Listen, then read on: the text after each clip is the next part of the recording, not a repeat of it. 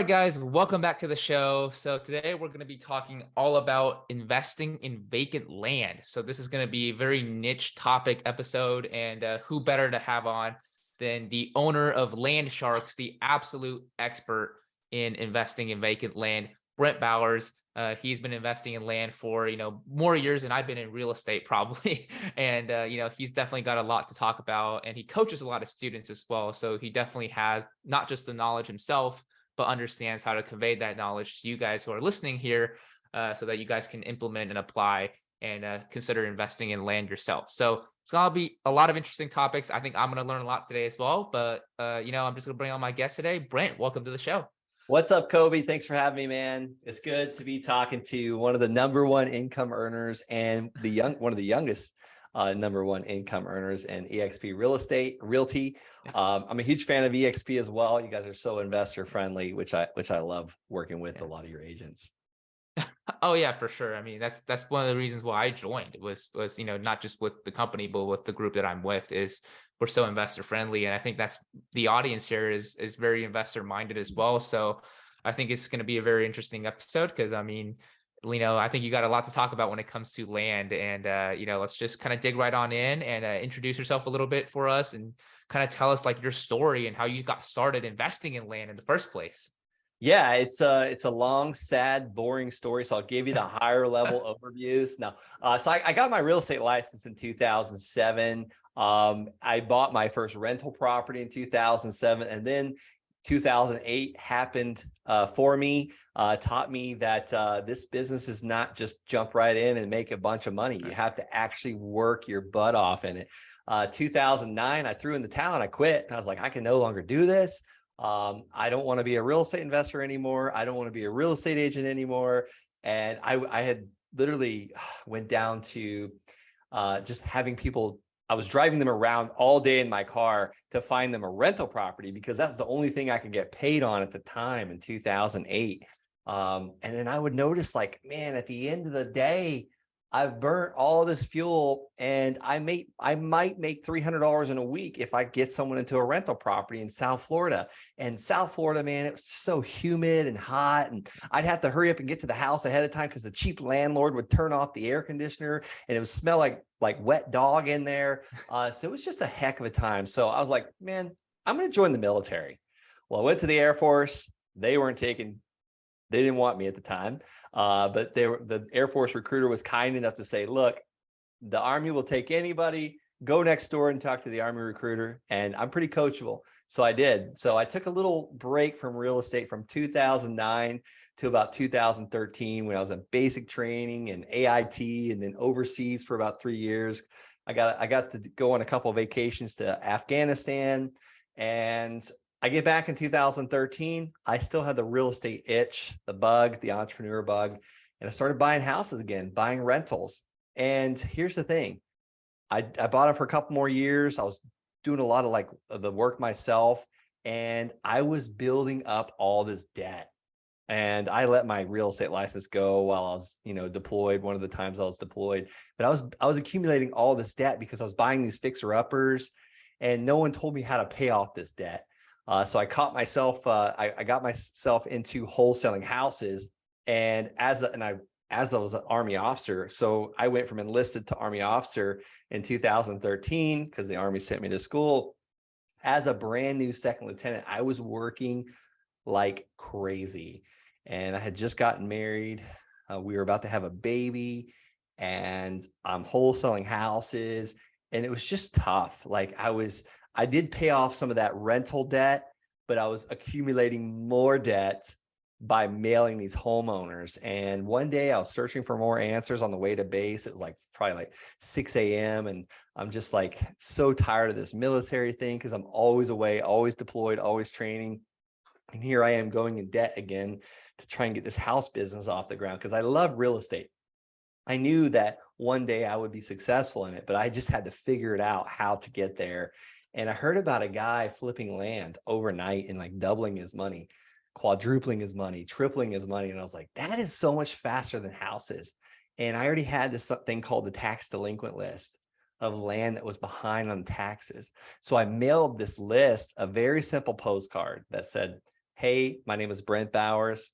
I'd like to buy your land at 123 Main Street. And my phone blew up from mailing over 600, is roughly 687 postcards to the tax delinquent list of lands. And I knew I was on to something. And that's why we're here today. That was a long intro, but I was trying to give you a fast forward of like running into that first land deal.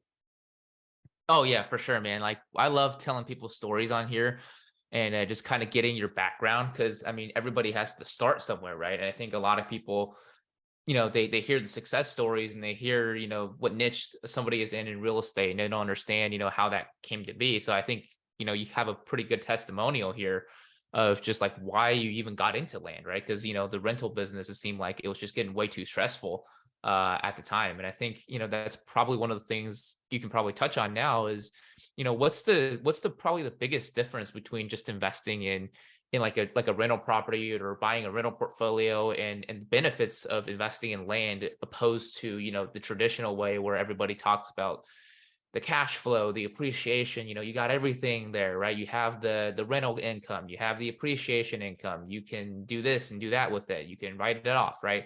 Versus Yeah. land, people might not be able to see the benefits of it. So I do really want to know like what's the benefits of investing in land, especially as opposed to investing in like traditional rental properties. Yeah, I would say one of the first benefits is I can make money very, very quickly with land. Unlike that first rental property that I purchased for $128,000, I held it for 10 years before I finally ever broke even on that rental property because something would always break, like the water heater, the septic system, the roof started leaking. Well, my first land deal was I literally bought it for $285, that first land deal. I had no clue what it was worth. And that first land deal came from that 687 postcards that I sent out. That cost me maybe $300 to send it out at 50 cents a piece. And I got a call from a gentleman that was a retired CPA. He said, look, I traded this land many years ago for some tax work that I did. I don't care anything about it. You can have it. Give me $285. It's yours. And I was like, whoa, whoa, whoa, what? I was like so baffled by it because at this point I had over a little over a couple $1 million in debt from all my houses and apartment complex. And I'm like, wait a minute, $287, $285 is actually correction, $285, not 287. I confused myself with the 687 postcards. $285, let me clarify that. And he said, yes, go look at it, whatever you got to do. I said, okay, give me a week. So it was like, we talked in the middle of the week. I drove out there on a Saturday, me and my wife and my newborn at the time, and an Army friend of mine. And we look at this land and I'm like, this is beautiful. And I can't understand why this guy wants to get rid of it. What is the catch? Like, there's got to be something to it. Well, I start searching around, call the city, call a real estate agent. And the real estate agent was so in keen with what's going on. She like knew all about this street, not buildable, because of one ingress egress. So the fire department wouldn't allow them to build on the street. And I was like, well, what's the 30-day blowout price? What's the get it done now price? Because I need to sell this thing quick. Like I need this $285 because diaper money, my mortgage payment, groceries, all that stuff. And she goes, I don't know. I think you probably sell it for like 10,000 on the MLS, like the multiple listing service. And I was like, you're kidding me, right? She goes, no, I think you could probably, if you give it about 45 days, you'll probably sell it for 10,000. I was like, wow. So I thanked her for her time. I said, let me buy it. I'll call you. You can list it. And she calls me back in 5 minutes and goes, Brent, what if I just made an offer on it? I was like, well, what are you offering? She said, $5,000. I was like, send me the purchase agreement. So she sent it. She had it in my inbox before I even made it home because I was about 45 minutes from my house. I signed it. I called the seller. I said, hey, I already have a buyer for it. Can I pay you on Tuesday? So I paid him on Tuesday. He gave me a quit claim deed, which I don't recommend that. I take the quit claim deed to the title company that evening and went back on Wednesday, the next day, and got my check for $5,000. So I just gave you two scenarios. I got paid overnight compared to paid 10 years later. And I compared the first rental with the first land deal. It gets so much better than that. Right. I mean, that's awesome, man. So like, I think my questions are coming from that story is, like what is like the biggest issue when it comes to somebody not just doing it themselves, right? Because it seems like it's a pretty simple process. This land, it goes for $5,000, $10,000, on the open market, Yeah. the seller that you were telling us about, you were talking to, we all know the issues with like different people with like rental properties, divorce, inherited properties, they just need to get out of it, different things like that. They need to get a quick close. Is that the case with, buying land as well? Is that there's a lot of sellers out there who need quick closes, or it's just they don't understand how it works, or what's the problem that you guys are solving, I guess is my question. Yeah, you got to have a problem. Like the seller has to Yeah. have a problem. Like you have to have a solution for them. They might need speed or convenience, and it's all the above. Sometimes I'll have the seller that they just need Christmas money. Sometimes the seller just doesn't care because he inherited it from his mom. He's like, make me an offer. Let's see if we can do the deal. And then we have to follow up, 12 or 13 times to get him to finally just pull his head out of the sand and do it. Like this seller, like that one in particular, he just didn't care. He was probably an 81-year-old man. I met him. He wasn't worried about, $5,000 or $10,000. At the end of the day, you have all types. They inherited it, they got divorced, you name it. Like the second property I purchased for 500, and this is where this property opened my eyes to seller financing, to financial freedom and time freedom. Because this lady sold it to me. She was also in her upper 80s. Her husband purchased this land like 30 years ago. He was a stockbroker.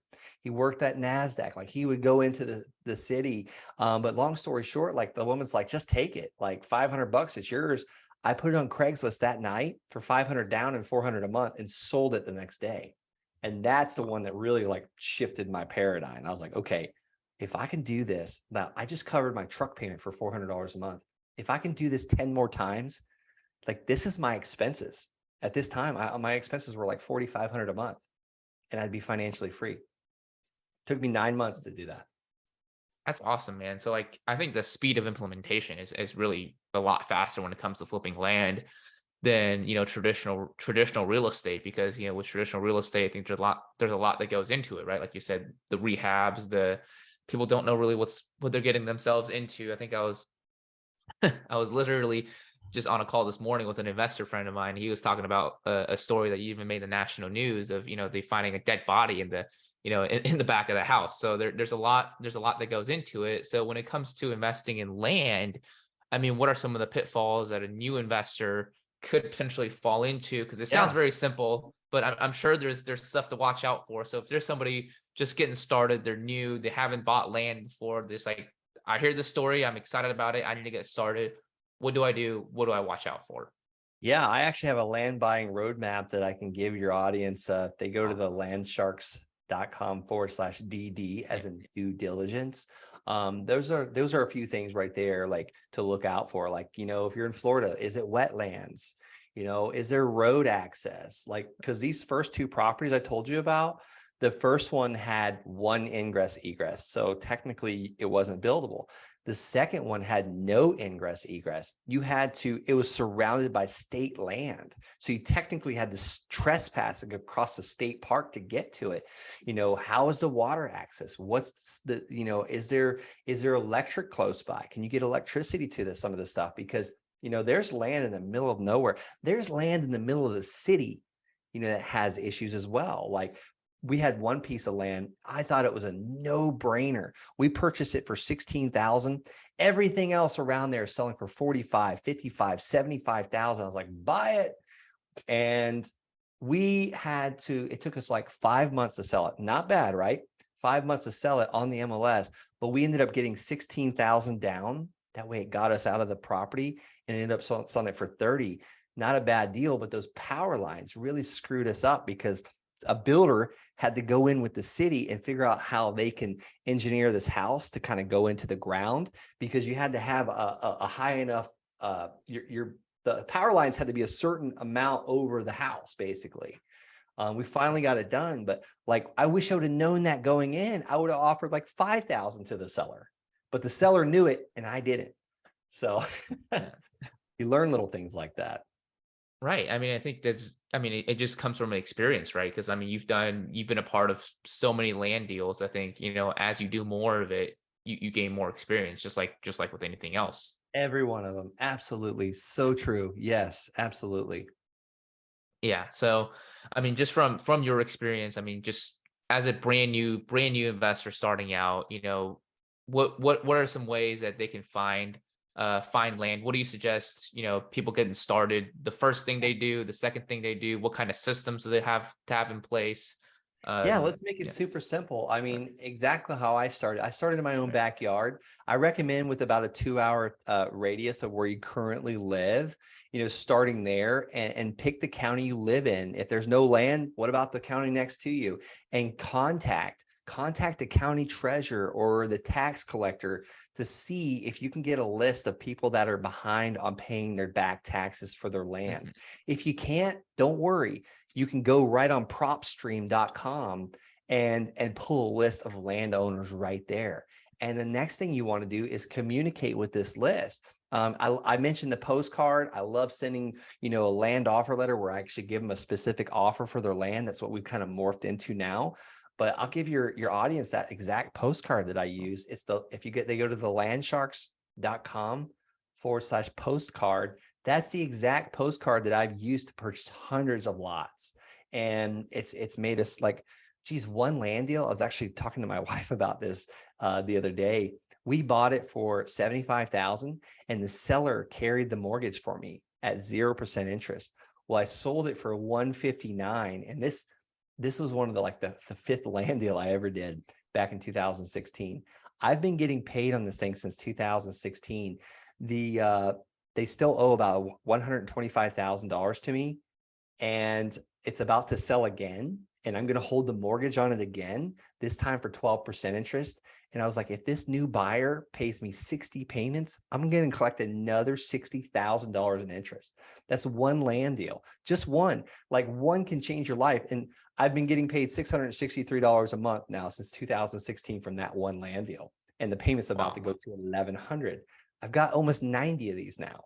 So I'm giving you the exact steps to do it. So pick your playground, that's your county, get the tax delinquent list or pull a list of vacant land from PropStream. Step number three, you want to send them that postcard that I just gave you. Number four, be ready to answer your phone because you're going to have people that want to sell you the land. And then you don't have to know what the stuff's worth. You can always, when you have someone call in, you can go on Zillow, you can go on Redfin, you can talk to a realtor that knows land. How do you find the land specialist realtor? Go on Redfin and look who's buying or listing and selling all the land. Who's listed by, who it's bought by. That's usually the buyer's agent on Redfin. But that's also how you can figure out what that half acre of land is worth in, Kissimmee, Florida. So you just got to get it under contract for less than what it's actually selling for. And I recommend 60, 70 cents on the dollar. That way you can move it to a buyer that wants to buy that land. Where do you find the land buyers? We find them on Craigslist. We find them on Facebook. We find them on signs. We call that land specialist realtor and say, hey, do you have any buyers for this piece of land? It's worth 100,000. I got it under contract for 60,000. I'll take 70 for it. Make a quick $10,000 assignment fee. Wow. Yeah, man. That sounds like a pretty good plan, right? When it comes to investing in real estate and getting started. I think what you just laid out for everybody here is a lot more simple than what people think of when they think of investing in real estate, right? I think what that entire process that you have done with multiple land deals, somebody investing in traditional real estate maybe spend that entire effort to do one deal, right? Or they don't have the capacity to do even more than that because of financing issues. Yeah. Yeah, a lot of this land we're dealing with, we're not using banks to finance it. And that's why there's so much Right. opportunity. That's why, these people will, sell it at such a crazy, massive discount is because the banks usually don't lend on this stuff. I am the lender. I love when I can get this land at, let's just say $10,000. I buy it for 10,000 and it's really worth 30,000. Well, how do I get the 10,000? I just showed you one way by assigning your contract to a cash buyer. Another Mhm. way is, I actually use my own money in the beginning, but another way is like, borrow from mother-in-law, borrow the money from, a successful real estate investor that's got 5 or 10,000 in the bank account doing nothing for them, pay them 6 or 8 or 9% interest on that $10,000. In my case, I use my mother-in-law, pay her 9% on 10 grand. And then I come over here and sell this $30,000 piece of land. It's 5 acres, just off the kind of the path of growth. It's like more in the country, but it's worth 30. So my buyer pays 12% on 30,000. I'm paying my mother-in-law 9% on 10,000. So do the math. I'm paying a lower interest rate on a lower amount of money, and my buyer is paying a higher interest rate on a higher amount of money for what the actual land is worth. I'm not like making up the comps. I look and see what it's selling for. If it's selling for 30,000 on the MLS or Craigslist or landwatch.com, I know I can get 30,000 if I do 5,000 down and 400 a month for the next 82 months.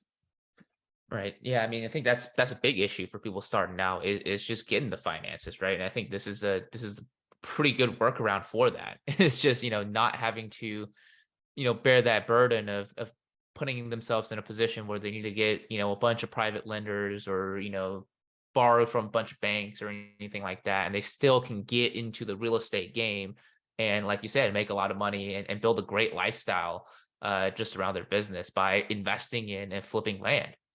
And there's like virtually no competition. I'm telling you, like this stuff, like it's not on the HGTV channels. People aren't talking about it in real estate meetups. I started 2 real estate meetups. I was always the only land guy until we created the Land Sharks. Now I have people I can hang out with and talk to you about it. But there's virtually no competition because I too was one of those people. I would drive by land every day going to and from work. And I wouldn't even look twice at it because there was no ugly house to buy on it. There's no house to flip. We have a 19-unit apartment complex. I have been renovating this building now for 3 years. It has been a complete money pit. That movie Tom Hanks, it literally has been that. It's been 3 years. We've only gotten 4 out of the 19 units completely renovated with tenants in it. And it's just been sucking a lot of my land money. But people don't look at land like that. They don't see anything to rent out, no storage units, no mobile home park. And that's why they're passing it up. And guys like me, like it's almost like low-hanging fruit. I go in and mail them, we get response. It's amazing. Yeah, and I think that's an interesting point that you brought up as well is, not just that there's no competition, but also like the reason why there's no competition, right? People don't see it as like a passive income source. They could potentially see the value in flipping the land like we've been talking about here, but touch a little bit more on, because I know you talk about it a lot. I've seen it on your website, on some of your content as well, which is like making passive income from investing in land. And like, how does that work, right? You're not like, I understand you're not necessarily leasing it out to people to build on. No, that was something people think about, or is that what you do at all? So no, I don't generally let them build on it if I'm holding the contract for deed. So let's just say, Kobe, you came to my website, you want to put the $1,000 down and you want to pay $299 a month for 30 years at 12% interest. we would send you a contract for deed, take your down payment, take your documentation fee, charge you a $20 a month note service fee. And we set you up in our software program to where we take the payment every single month out of your bank account. And if your bank account doesn't have money in it, we then hit the credit card. And if that doesn't work, you get a late payment for like $50 or $75. That's what's made it passive. And I love that. Sometimes people would go on our website and put their down payment and their doc fee. We don't even have to speak to them. It's truly amazing. My goal is to sell 1 parcel of land a week. It's a very simple goal. 1 parcel of land a week that adds $250 a week to our passive income, our gross passive income. We'll compound that over 4 weeks. That's 1 month, right? We just added $1,000 a month to our business. 3 months from now, we're at $3,000. 12 months, you do the math. So 5 years from now, let's just say it takes us 1 year to hit 12,000 a month. 5 years from now, like imagine what you have. It's just extraordinary. Now, granted, that's a machine that you have to build. I now have a young land sales specialist. We pay him every time he sells a piece of land. We, like a lot of people, want to get on the phone and talk to you because it's like, is this a scam? Like, you're offering the land and the financing. You don't check credit or background. But here's what's really cool. There's this huge website now that people buy things online and they can like literally get it at their doorstep today. You probably heard of it, called Amazon. Amazon made people so like they know that like they can buy things online now. It's no different from buying land. So that's why it's passive. I mentioned it took me 9 months to hit around 4,500 a month. Well, we just kept building on that, building on it and building on it. Right. And I think that's an important part of, what I want to ask about as well is, what does it take to scale it, right? Because I Yeah. think when everybody starts out, they're by themselves, they might have a small team, they might have a partner.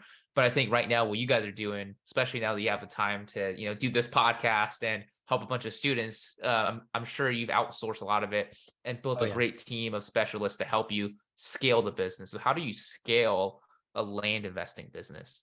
Yeah, and I have a very small team. I have two acquisition managers. I have my land sales specialist, Orlando. We have our in-house accountant, because trust me, like when you start doing all these transactions, you have a house flipping company, a house wholesaling company, and a land holding company. It's better just to hire an in-house accountant, which I found.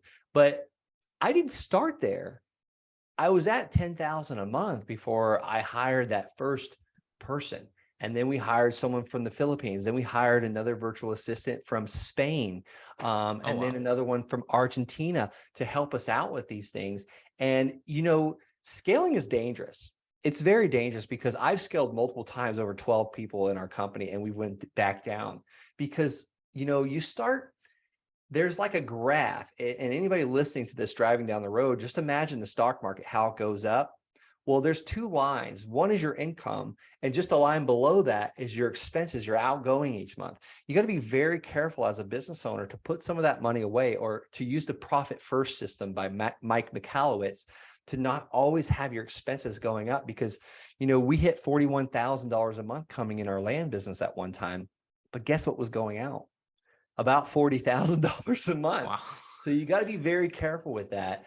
So I recommend people just starting out, maybe get an assistant or a virtual assistant to help you with some of the monotonous tasks that you hate doing. And let me give you the best tip. I wish someone would have told me this in the very beginning. There's something called Screencast-O-Matic that you can record your screen. The first 15 recordings are absolutely free. Then it's like $45 for the entire year. And you can categorize this stuff in folders, the land buying process, the land due diligence and research process, the land selling process. And you can just record yourself doing it. And that's how you can offset, unload this Right. stuff off your plate, or outsource this stuff to someone else, because I love doing what charges my batteries. This is what charges my batteries. Like, I get super excited talking on podcasts. But what does not charge my batteries is paying taxes on this land we owe, and the accounting side of it, and those type things. So you don't have to scale immediately. I recommend people scale slowly. Right. I mean, that's actually a really good point, because I think people they hear, a lot of podcasts out there. I mean, you know, including mine, because I did one with the a virtual assistant specialist last week to talk about scaling. And I think people, they hear it and they think they need to scale, but really what they need to think about is, what are the reasons for scaling your business, right? Like, why do you need to hire somebody, right? Is there actually a task that you need to outsource, or are you just hiring somebody because you want to seem like you're scaling? That is something that you want to keep in mind, right? It's a huge ego boost. We all want big Yeah. teams, and we want to talk about, oh yeah, we just made $10,000 while I'm on this podcast. It's an ego booster. And I'm telling you, July, we had to kind of tighten our belt. We rented out our main office, like little things like that. And, it's kind of taken my ego down a little bit. It's humbled me a little bit. We actually had to lay off some people as well recently, because the house side of things have slowed down for us, and that's fine. Here's the thing, like, I was poor as I think the poorest I've ever been was in 2009, when me and my wife, right before I joined the military, had to move in with her parents, because I could no longer afford to pay my rent. And I went from a business owner that owned land and a rental property and a real estate agent to living with my in-laws. I am no happier now making all this money than I was back when I was poor in 2009. So it's just like, we just got to remember these things. Like, why do we do this? I do it for the time freedom, the financial freedom, and being able to choose what I want to do with my time each day. Right, exactly. I think it's so important to always remember that, like, why you started to do it, because I think people, when they start getting into business and start meeting more people and start seeing all these successes out on the internet, right? They're only showing a piece of what's the truth, and you're not seeing what's going on behind the scenes, right? It's like how much you're Yes. making, but how much are you actually keeping? So that's Yes. very important. And scaling, anytime I was scaling is because I was comparing myself to others. And I could say this with more confidence and more understanding now than I could say this 2 years ago. But comparison is the biggest thief of happiness. It absolutely is the biggest thief of happiness. When I'm comparing myself to you, Kobe, being the youngest real estate EXP agent, highest income earner, man, I'm going to go get my real estate license and join EXP just so I can compete with Kobe. Now I'm unhappy because you're winning. So stop comparing yourself and just focus on your own lane and stay like enjoy your own family, help your own family, help others around you, and just stay in your own lane, really.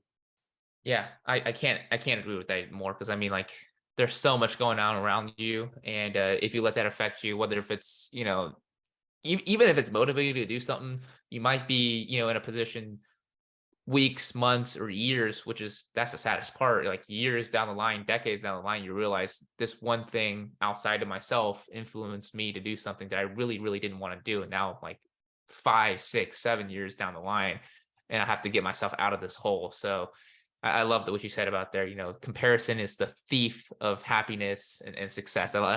That's a quote that I'm gonna have to print out, and I think everybody needs to print out and just put across their wall, because that is a constant reminder. Is because all these masterminds and the abundance of content out there is great, but it also can be very distracting to people, and it could affect you. So We call it the 3Ds in the Land Sharks community.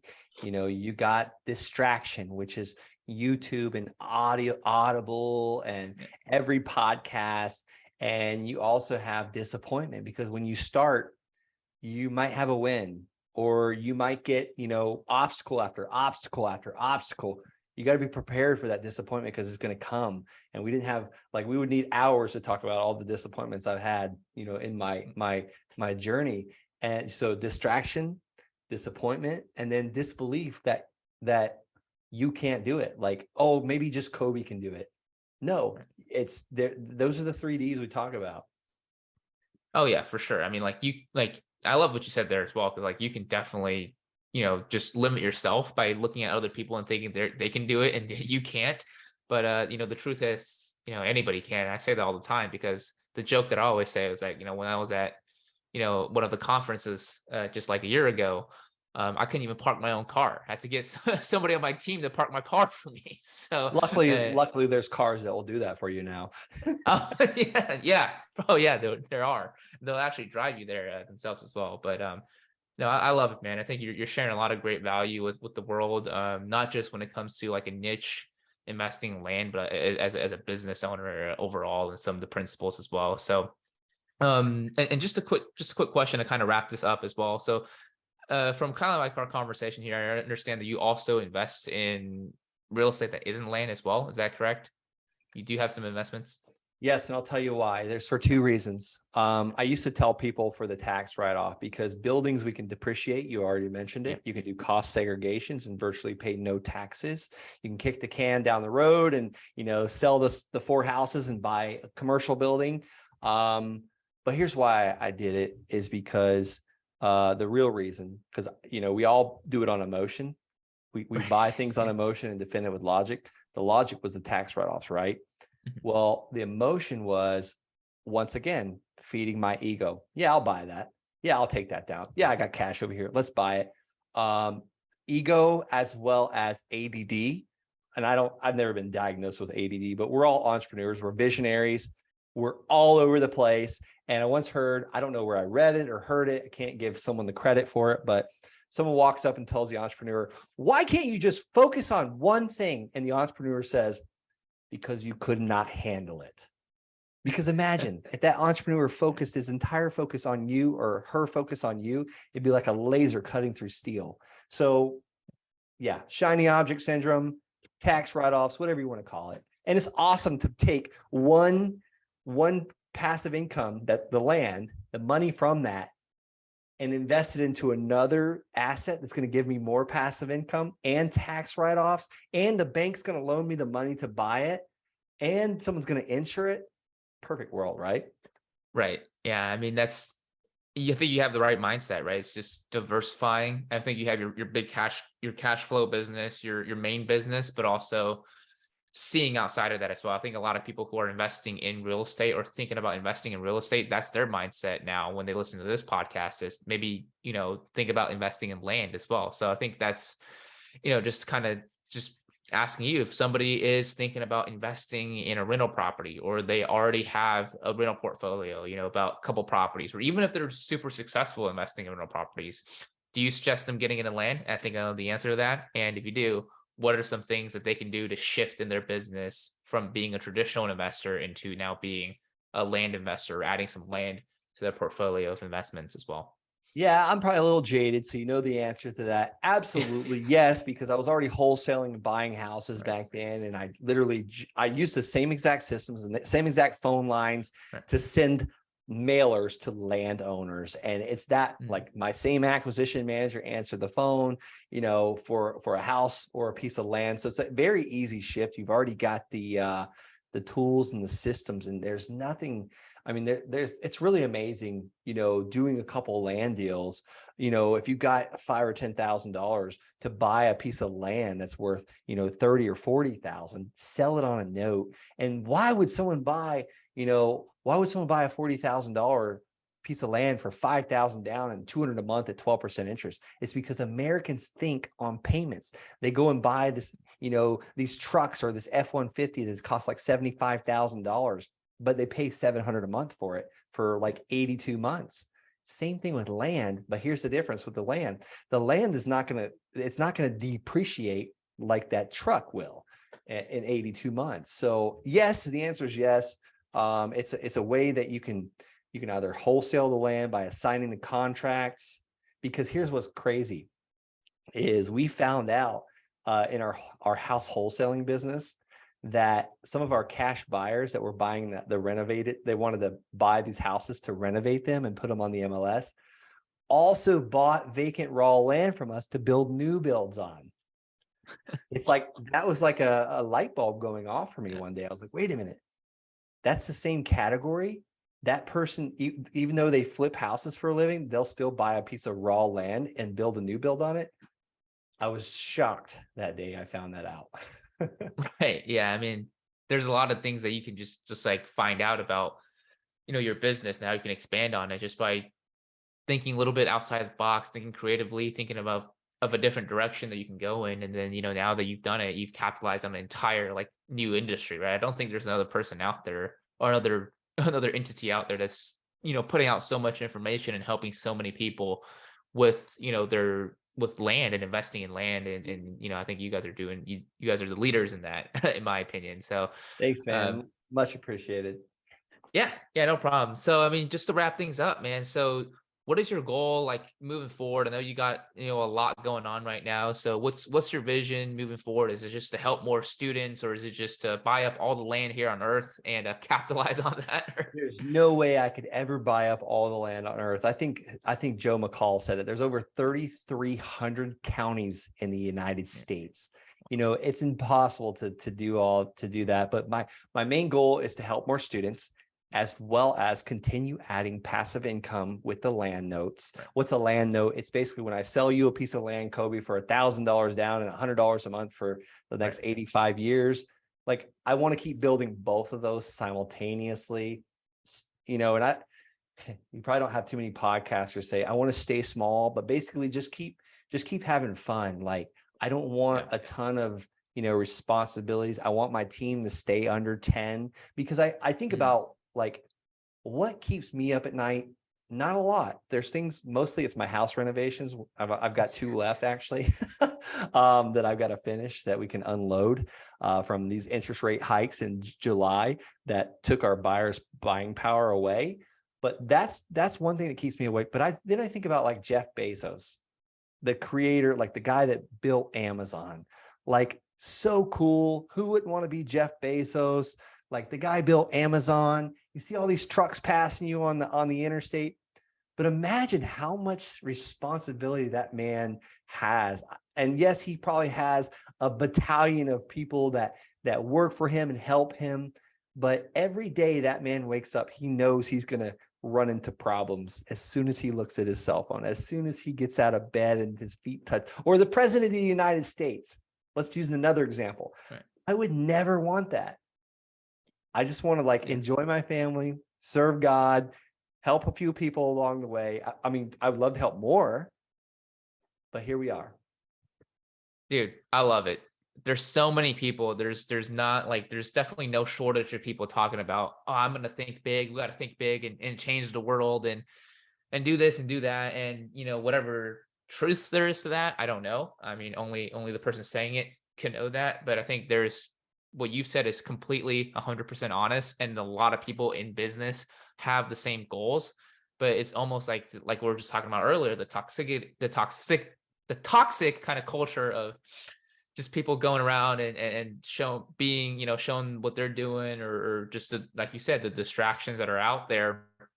And you never know if that is actually your goal or not. And some people, they're too afraid to even say something like that, which is the complete truth. Is I just want to have a passive income driven lifestyle. I just want to live my life however I want. I want freedom of time, freedom of finances, and I don't want a big team. I don't want a big company. I don't want my face all over the internet and anything like that. I just want to have hopefully. some fun. Hopefully it's a good spot on the internet. Oh yeah.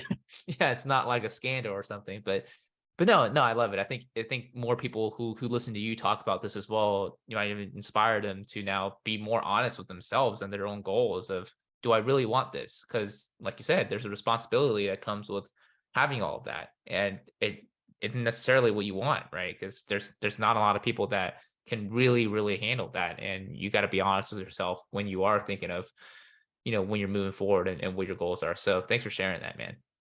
Yeah, my pleasure. Absolutely. Yeah, because there was a time when I was really stressed out in business, and Yeah. I sat there and thought for a minute, and I was like, oh my gosh, there was a time when I was in the military crying because I'm on the way into base at 3 a.m. because I got to get on a plane and leave my family for a year. And I would have killed for this opportunity to have all these challenges and all these problems in my real estate business. And you just got to kind of remember, it's like, oh, like I asked for all this and God blessed me with all this. And now I have to get myself out of all this stress. And because we could go back from the time when I wished for all this and hoped for all this. So you got to be careful what you wish for and what you build and create, because you'll find yourself on the other end of it eventually. And you might not be happy. Hopefully you are. Hopefully you kept making the right decisions.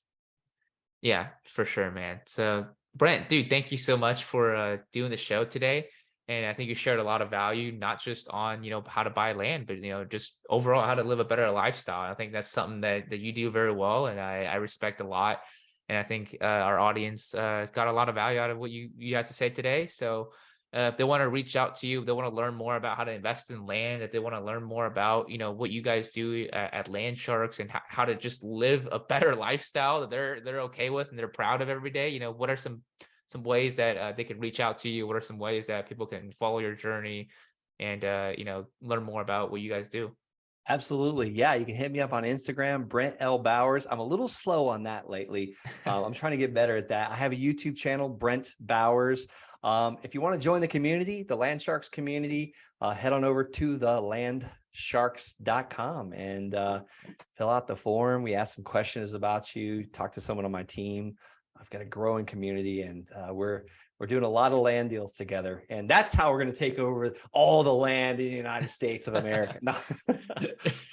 Right, with people power. So no, I love it, man. And I'll have all of that in the description down below wherever you are watching or listening to this. So Brent, thanks again for being on the show today. I really appreciate it. Love the value that you shared. For our audience out there, thank you so much for tuning in. I appreciate all of you guys for tuning in week after week, watching this. If you guys are watching this on YouTube, make sure to give it a thumbs up, leave your questions and comments down below, and subscribe and hit the notification button. If you guys are listening to this on Apple Podcast, follow the show and leave a good review. That's all I ask, and pass it forward to somebody who you think will benefit from it as well. But other than that, thank you for tuning in. Brent, thanks for being on the show, and I'll see you guys all next week. Take care.